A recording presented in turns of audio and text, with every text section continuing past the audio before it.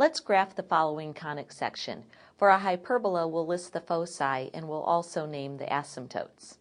We have 9x squared minus 4y squared equals 36. First, we need to determine what type of conic section it is. We'll notice that the x squared and y squared are both on the same side of the equation, and the x squared has a positive coefficient and the y squared has a negative coefficient, so this indicates that it's a hyperbola.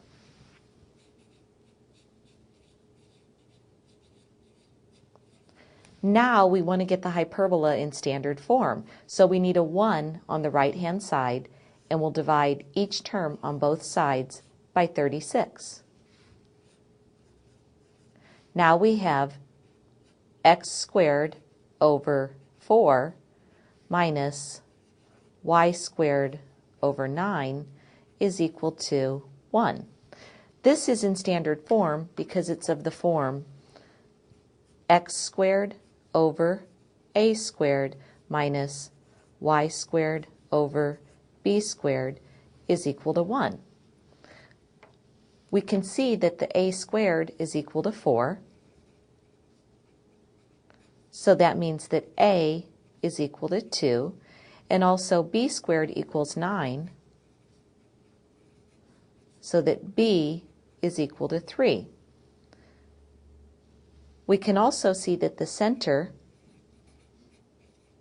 is located at 0, 0, because we don't have x plus or minus some quantity squared or y plus or minus some quantity squared. So let's start first with this information. Let's put the center, and since a is equal to 2, we need to go 2 units to the right and 2 units to the left of the center along the x-axis, because the x-axis is the transverse axis. So 2 units to the right, that's our first vertex, and 2 units to the left, that's our second vertex. Now, in order to graph this hyperbola, from the center, we'll also go 3 units up and 3 units down along the y-axis, because b is equal to 3. And then we'll draw a rectangular box containing those 4 points that I just graphed, and we'll draw diagonals through the corners of this rectangular box. These diagonals are the asymptotes that will help us draw the hyperbola. Now we need a couple more pieces of information. We actually have enough to sketch the branches of the hyperbola right now, so I'm going to sketch those in red. From the vertex 2, 0, I'll draw the branches out going toward the asymptotes, and also from the other vertex, negative 2, 0, I'll draw the branches. So we're asked for a little bit more information. Although we don't need the foci to graph the equation, we can still come up with the points where the foci are located. So in a hyperbola, we know that we have the relationship that c squared is equal to a squared plus b squared.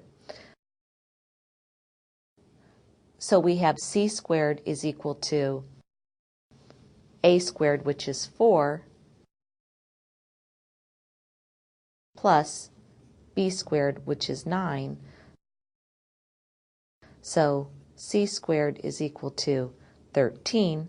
Therefore, c is equal to plus or minus the square root of 13.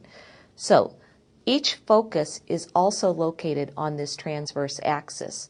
So from the center, we go the square root of 13 units to the right, which is about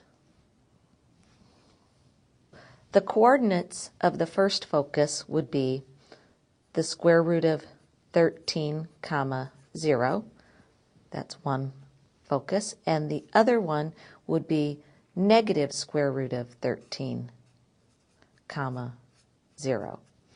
Now we're asked for one more piece of information. We want the equations for the asymptotes.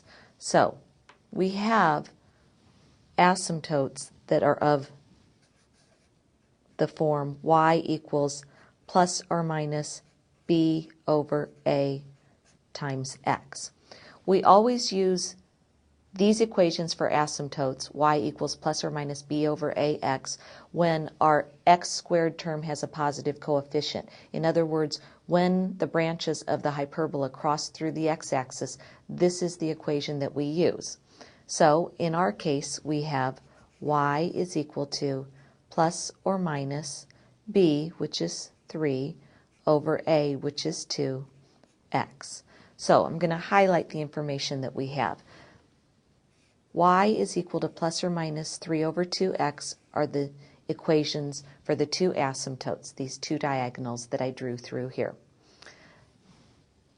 The location of the foci are right here, plus or minus the square root of 13 and 0.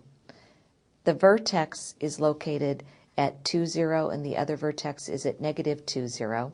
And here is the graph of our hyperbola.